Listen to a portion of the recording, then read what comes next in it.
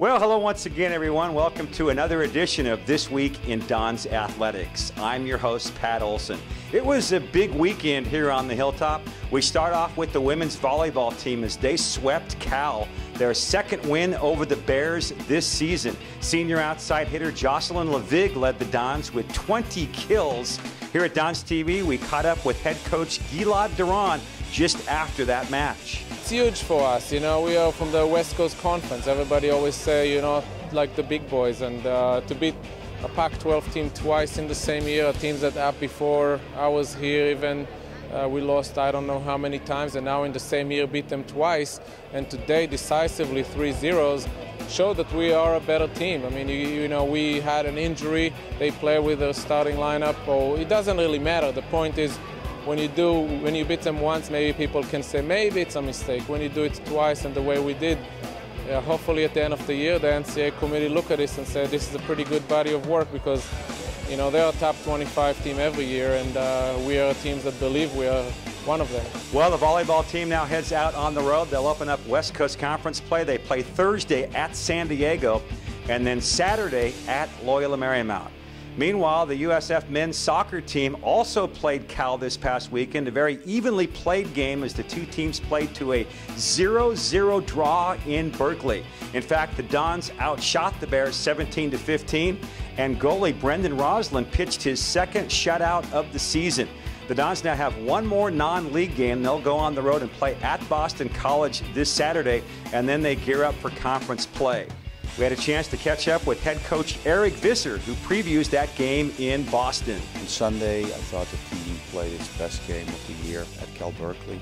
Obviously, Cal Berkeley is a national contender year in, year out. Going to Berkeley and play them toe-to-toe, and I actually thought we outplayed them and had the better chances, better scoring opportunities. Over 110 minutes, and although we wanted to win, we got away with the result and able to shut out a very potent offense. Going to next Saturday, we scheduled a game at Boston College. 2 years ago, we were hoping that this team would be strong enough to go to the East Coast and play a top national quality level team. And we hope and think that this would be a great opportunity for our guys 1 week before going to conference to really get one more experience against the top team.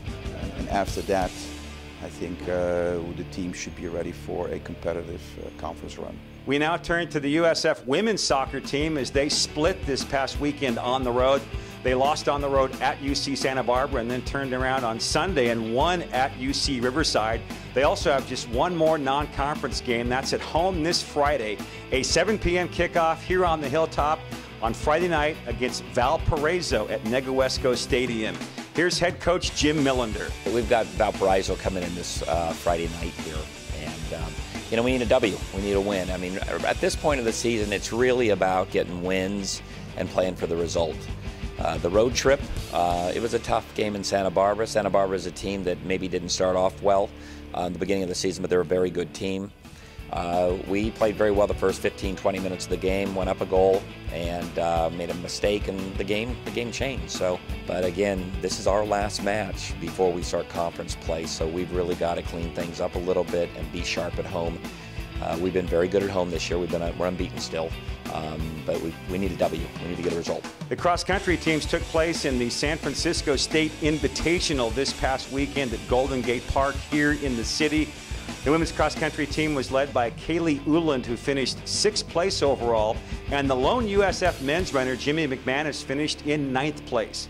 The USF cross-country team will now head across the country. They'll fly to Toledo, Ohio for the Toledo Interregional Bubble Buster.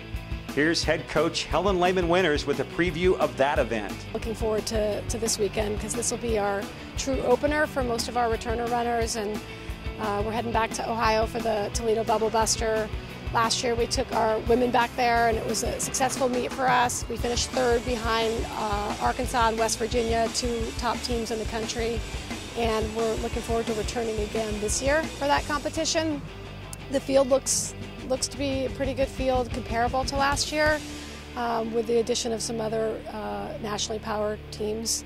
It should be fun. We've got a couple women who competed there last year, and we still have a few women that are not going to be competing that we're going to wait to open up later in the season, but it should be a good competition. I think there's Syracuse, Toledo, 2 nationally ranked teams along with West Virginia, who was a top 10 team in the country last year, and then we get to face Portland and BYU, so 2 conference teams as well. And then they've also added a men's field this year, so the men's field will be probably comparable to what the size of the women's field last year, so probably about 8 teams, but very strong up front. Syracuse and Columbia, 2 teams that competed at the NCAA championships on the men's side, will be there as well. So it'll be a good test for many of our runners who haven't raced yet this year, so we're excited to kind of get things going.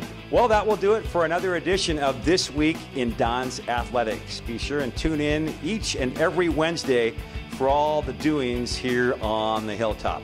Thanks for watching. Once again, everyone, I'm your host, Pat Olson, and as always, go Dons.